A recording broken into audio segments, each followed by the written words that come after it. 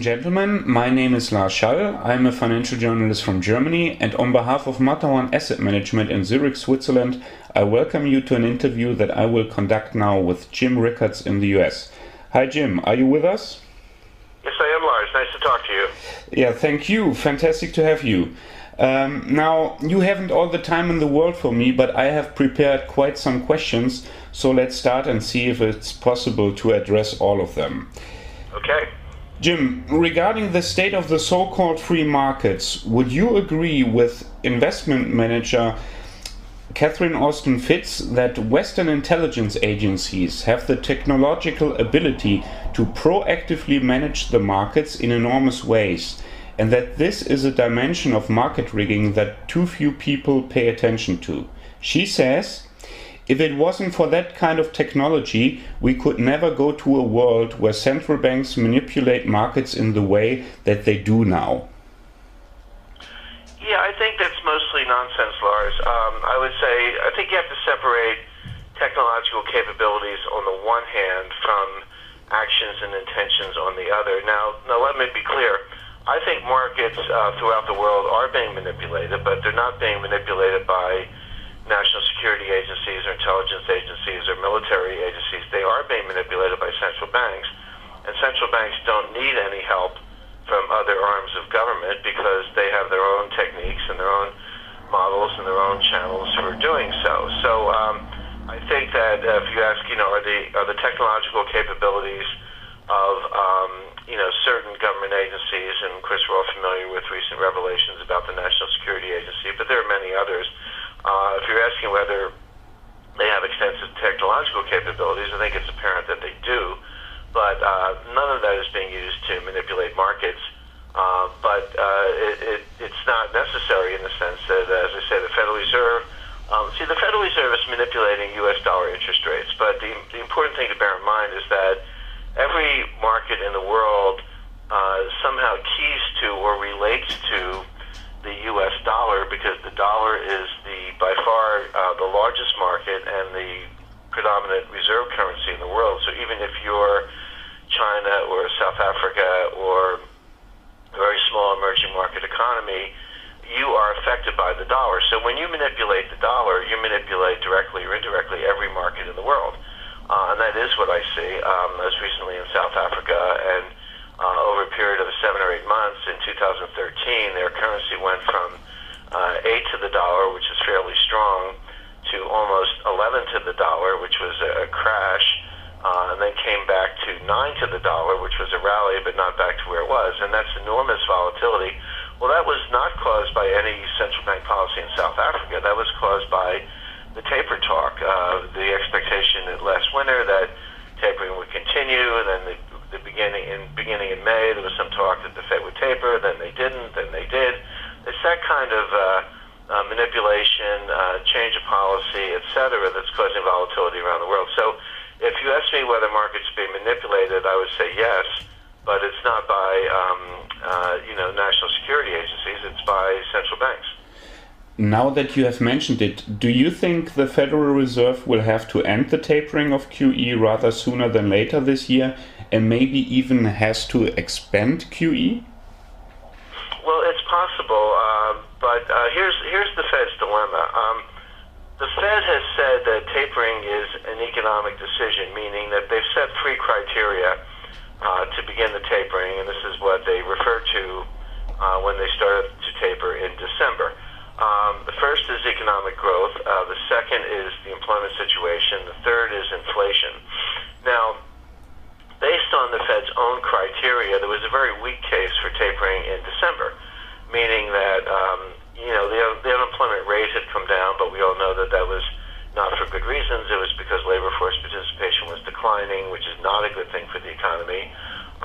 Growth was much stronger in the third quarter, at least in the United States, but a lot of that was inventory accumulation. It might not be sustainable, and growth appears to be weakening in other parts of the world. And finally, on the inflation front, there was no progress at all. If anything, inflation indices were going down, and then we were getting dangerously close to deflation. So you see the Fed's own criteria. There was not a strong case for tapering in December, but they did. And they've certainly given the market reason to believe that they will continue to taper. worried about something else. And I think the something else is the state of their own balance sheet. If you could go back in time to 2009 and say to the Fed, you're going to start this QE program, go back to the end of QE1 and the beginning of QE2, and you're going to get to 2014 with a $4 trillion balance sheet and very little to show for it. If you had put that question to them in 2009 and said, will you do this? I think the answer would have been no. In other words, the Fed went down a road, but they never knew how long the road would be, and they never expected to be where they are today. But of course, they are where they are today, and they do have a $4 trillion balance sheet, and they do have very little to show for it. But I think they're at the point where they're beginning to worry about their own solvency and their own balance sheet. The Fed is almost certainly insolvent on a mark-to-market basis. If the Fed were a hedge fund and you mark the assets to market, their capital would be wiped out. So we have an insolvent central bank. That problem is getting worse by long-term asset purchases because the assets they're buying are the most volatile. If you get into a rising interest rate environment, again, that will actually not only wipe out their capital but cause losses at the Fed. This could become a political problem if the Fed needs a bailout. So I think they got to a point they never expected to reach where they're worried about the size of their own balance sheet and their own solvency. And in my view, that was a very powerful motivation to begin tapering. So they sort of grasped at a few straws. There were a couple good economic readings, and that was enough for them to say, okay, boom, let's taper, not because they had accomplished their goals, but because they were worried about destroying the institution itself. The problem is, if in fact the economy is not that strong, in my view it isn't, and they've begun tapering, which they have, they're actually tapering into weakness and may cause a recession. So I think at the March meeting, again, as we move through the spring, you'll probably see them taper at each meeting. I think the expectation is about $10 billion per month. Bearing in mind that even if they do 100% taper, even if they do $10 billion a month for 7 more months and get to zero, they're still going to print $400 billion of money between now and then. I like to say this is like if you're driving a car on ice and you slam on the brakes, the car doesn't stop. It keeps going at least for a while. And even though they've started tapering, they're going to keep printing money at least for a while. So in the best of cases, they'll print $400 billion more before they're done. But it's entirely possible that they've tapered into weakness. They'll have a recession in 2014, and they may have to halt or ultimately increase asset purchases. So I think those things are possible. Let's say you were the Assistant Secretary of the US Treasury, responsible for economic policy. What would you do to overcome the weaknesses in the US economy? For example, do you think that advances in robotics, fabrication technology and material sciences, along with the development of domestic oil and gas reserves and the resulting drop in energy prices, has the potential to revive some sectors of small and medium-sized businesses in the US? Could it offset some effects of the disastrous policy of offshoring in your country? Well, what I would say, Lars, is that, and I've said this all along, is that the problems in the U.S. economy are not driven by liquidity, and they're not driven by lack of money. There's plenty of money around. The problem is that people are not spending the money, they're not borrowing the money. We're stuck in a so-called liquidity trap. So when you're in a liquidity trap, providing more liquidity is not the answer. The U.S. has serious structural problems. We're in a depression. We've been in a depression since 2007. We're going to remain in a depression until some structural changes are made. So I think the solution is not more money printing by the Fed or really anything that the Fed can do, but structural changes. These would be, when we say what are structural changes, there are things like tax reform, fiscal reform, less regulation, environmental regulation, improving the Keystone Pipeline, labor laws. There are a lot of things that the Congress and the White House can do to improve the business climate and the productivity of the U.S. economy.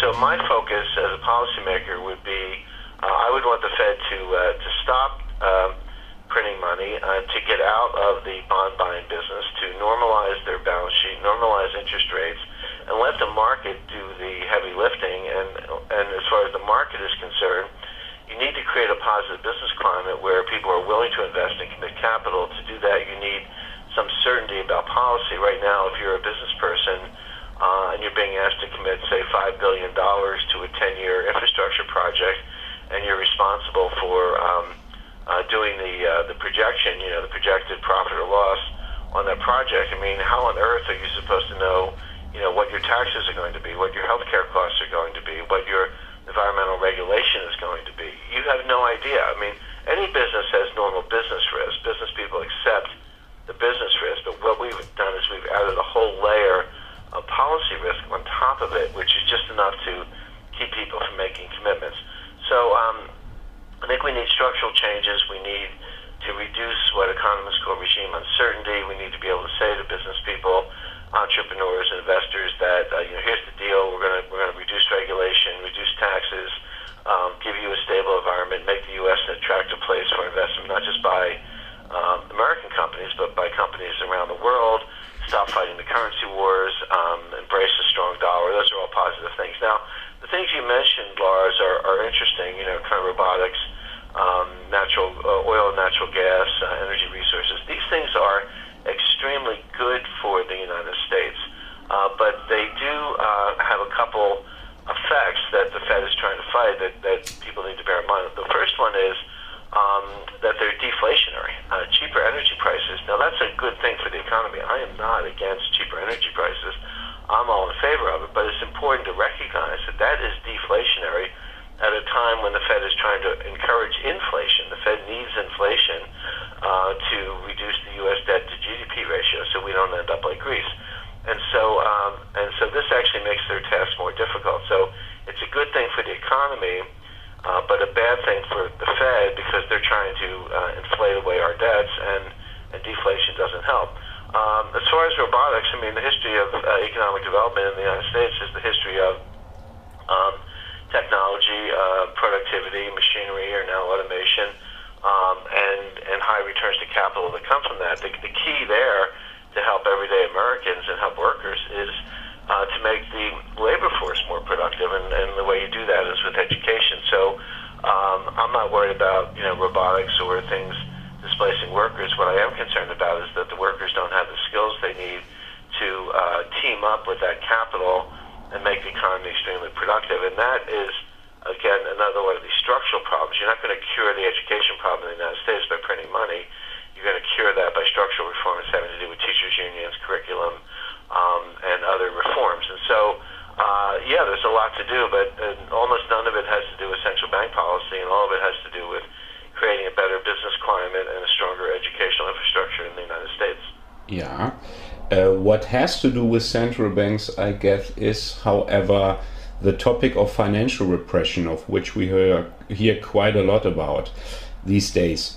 First of all, what is this? And secondly, is a primary mechanism of financial repression the suppression of the gold price? The gold price has something to do with it, but let me just take a second and explain what financial repression is. What the Fed needs to do, and this has been the topic of some very high-profile speeches recently, one about a month ago at Harvard by Larry Summers, but other people have said the same thing. What they actually need are negative real rates. A negative real rate is a situation where the rate of inflation is higher than the interest rate on intermediate-term borrowing. So if I'm going to borrow to buy a house or start a factory or install equipment or start a business, I'm probably more affected by that intermediate-term rate, meaning 5, 7, or 10 years, than I am by the short-term rates. And those rates they've been bouncing around, but they're somewhere between, let's say, 2 and 3%. Now, right now, inflation in the United States is about 1%. So we have positive real rates, meaning the cost of borrowing is significantly higher than inflation, so a borrower incurs very high real costs. Now, what the Fed is trying to engineer is a situation where the opposite is true, where inflation is maybe 3.5%, but they can keep those interest rates at maybe 2.5%. And in that world, you have negative real rates, which is a very powerful inducement to borrow because not only is money free, it's better than free. The bank is paying you to be a borrower because you get to borrow the money and pay the bank back in cheaper dollars. So, but the question is, how do you get there? The policy policy is clear, but how do you achieve that policy objective? And one thing they're trying to do is print so much money that they sort of raise inflationary expectations. But it's a delicate balancing act. So here's where financial repression comes in. A lot of people say, well, okay, let's say the Fed gets inflation at 3%. It's a very difficult thing to do, but let's say they do it. They manage to get inflation at 3%. Well, what good does it do if inflation is 3, but the bond market goes to 5? In other words, you still have positive real rates. As long as the bond market rates are running ahead of inflation, you always have positive real rates. You never get to negative real rates, and so you haven't accomplished your purpose.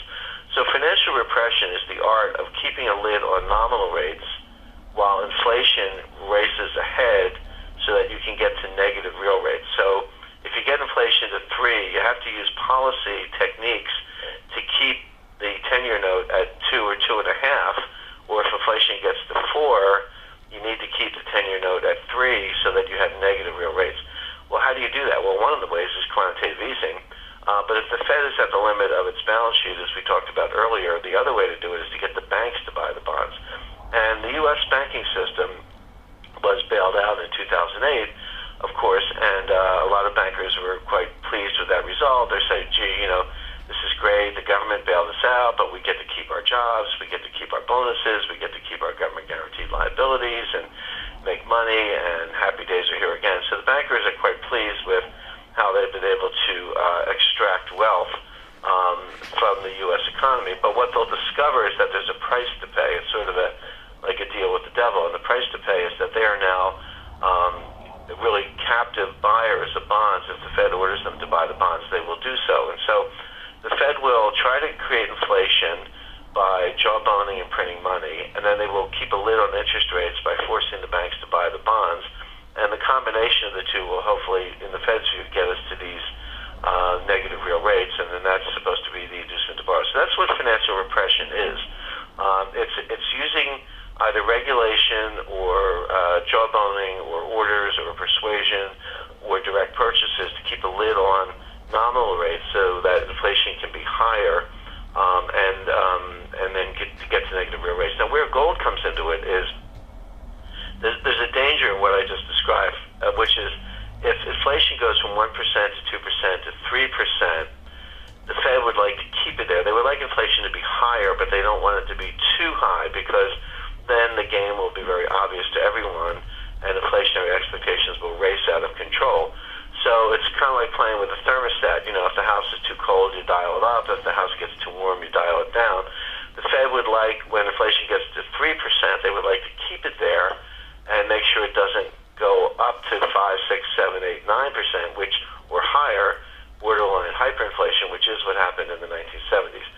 One way to do that, they have a lot of ways of doing it, including they can reduce asset purchases at some point, or actually do the reverse and drain money from the economy. Although it would be highly unusual to be taking money out of the economy if unemployment were still 6% or higher. So that could have its own difficulties. But one of the ways inflationary expectations race out of control that is very visible to the market is the price of gold. The Fed knows that the price of gold is going to go up, and the Fed is not even against the price of gold going up, but they want it to go up gradually. And the word for this is orderly. They don't mind an orderly increase, but what they don't want is a disorderly increase. Disorderly is when gold goes up $50 an ounce one day and $100 an ounce the next day, and then $200 an ounce, and then before you know it, it's going up $1,000 an ounce over the course of 30 days, and everybody's talking about it, and it's racing out of control. The Fed does not want that. So they know that gold will go up. It's been going up forever, at least in dollar terms.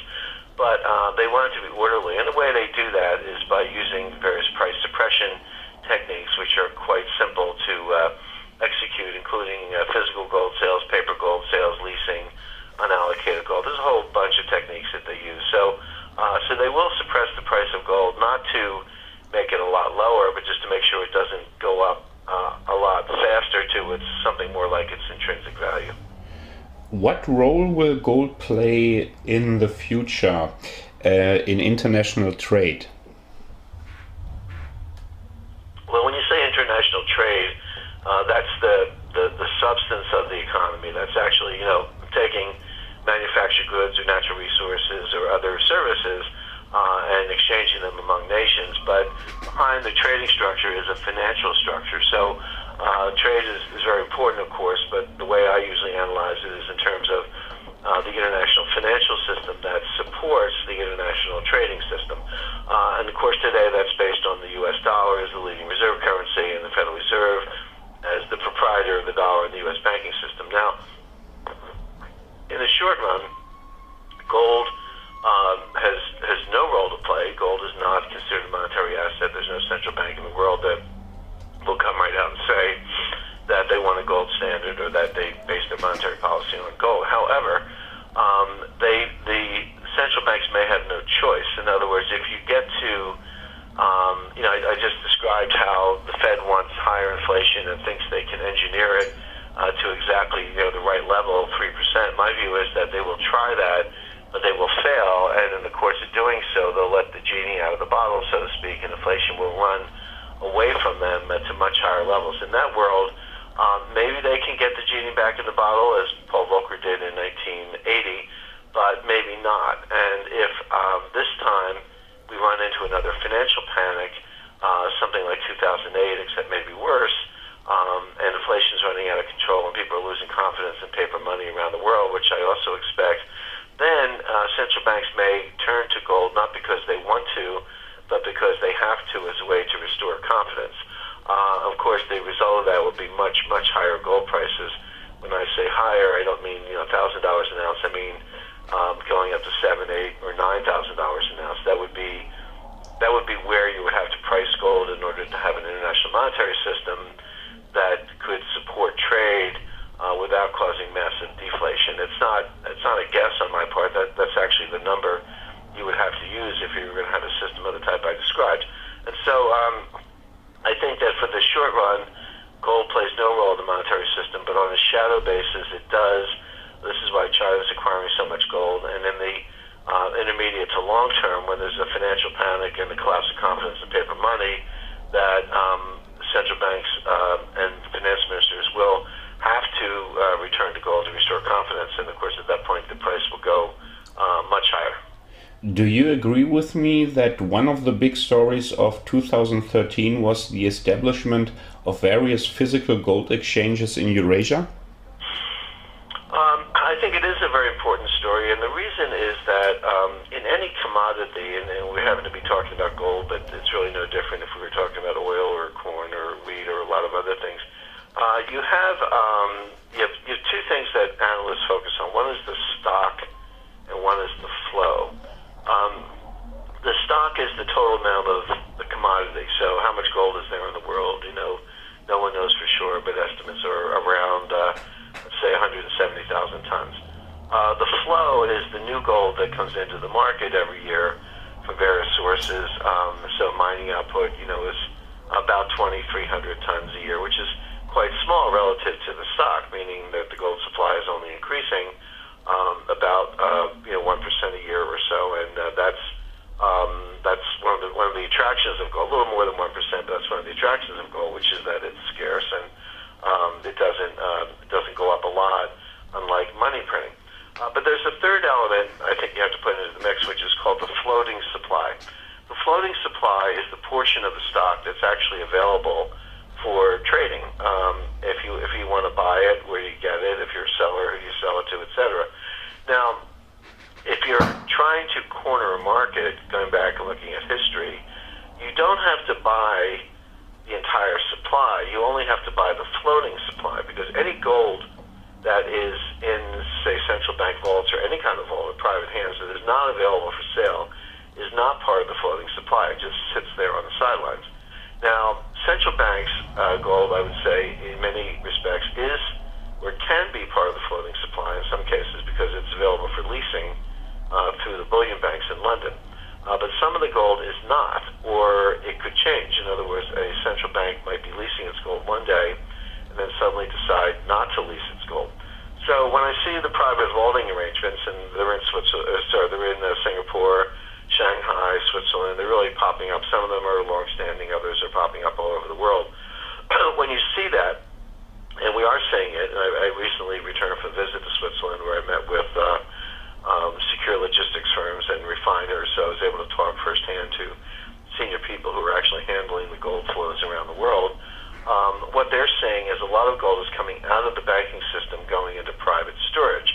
So, a very wealthy individual, someone worth a couple $100 million, might take her gold out of UBS, pardon me, and put it into G4S or via Matterhorn, one of the private non-bank storage facilities around the world. And they're not just in Switzerland; they're in, as we mentioned, Dubai and Singapore and elsewhere.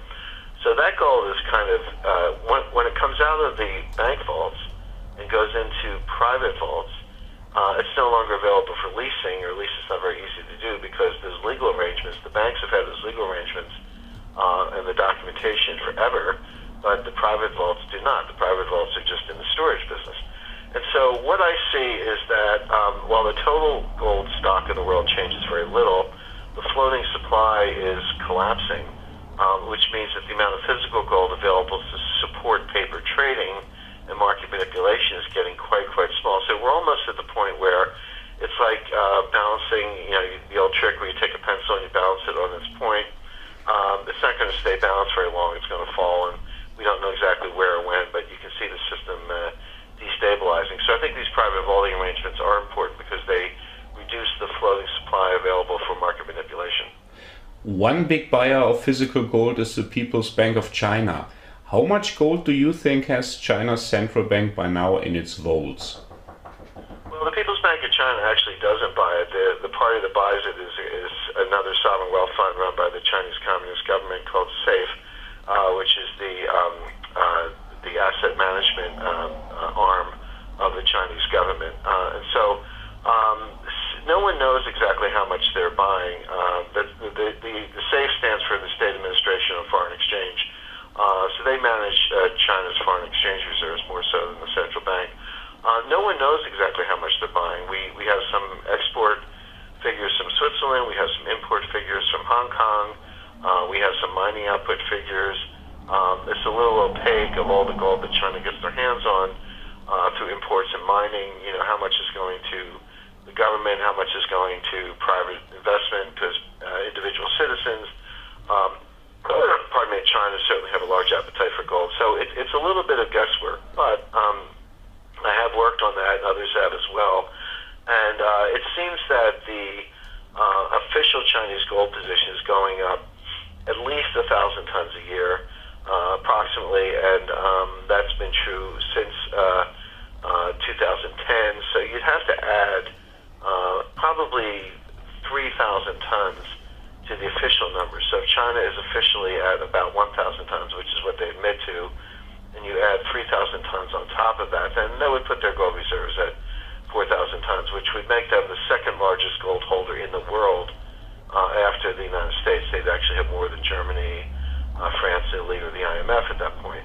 So they are buying gold. They're doing it through this SAFE, the State Administration of Foreign Exchange. They're using some means that we can detect, and covert means, using military and intelligence assets.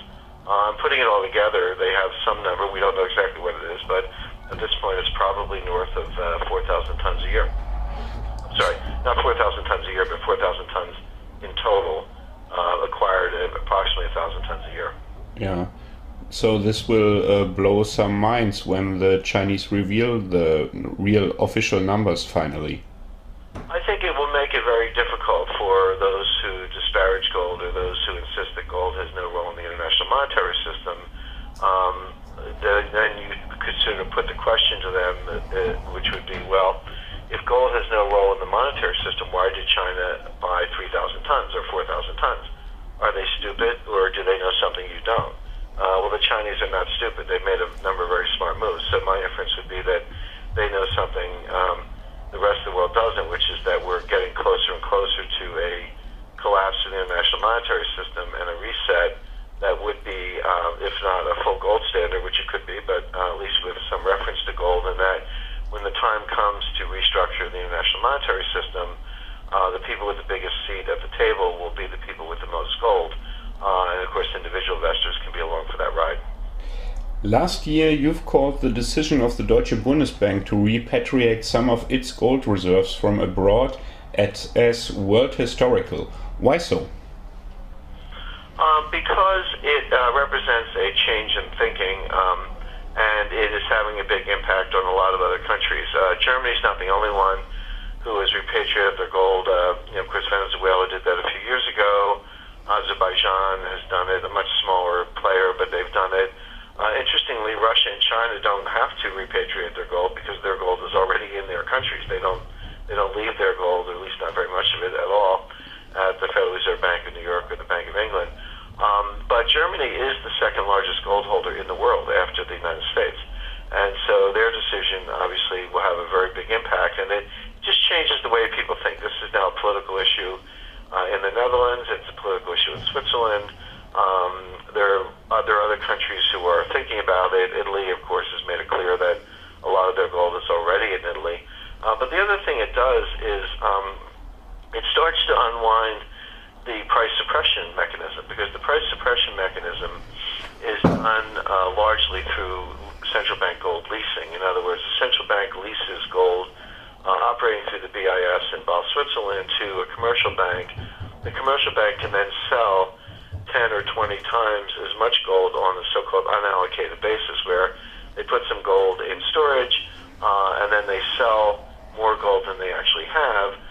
If you read the fine print in the contract, it says that you don't have specific bars, the specific numbers. You just own some gold, but the expectation is that all the holders of those contracts will not show up on the same day and ask for their gold. Very similar to the paper money banking system, where banks create far more in assets by making loans and crediting deposits than they actually have in capital. So we have a fractional reserve paper money system, and we have a fractional reserve gold system operating through the bullion banks. Now, however, it does require some physical gold, not a lot, maybe less than 10%, but it requires some. And if you begin to withdraw gold from the central bank depositories in New York and London and move it to places like Frankfurt that don't have these legal arrangements in place, then it makes it harder and harder to run the price suppression mechanism using paper gold based on a small amount of physical gold. So it by itself, it doesn't cause the house of cards to collapse, but it is you're sort of removing a card, if you will, and I think this structure gets a little more unstable by the day. Lars, probably have to jump at this point, but I really have very much enjoyed talking to you. Okay, thank you very much for this conversation. Thank you, Lars. Bye-bye. Okay, bye.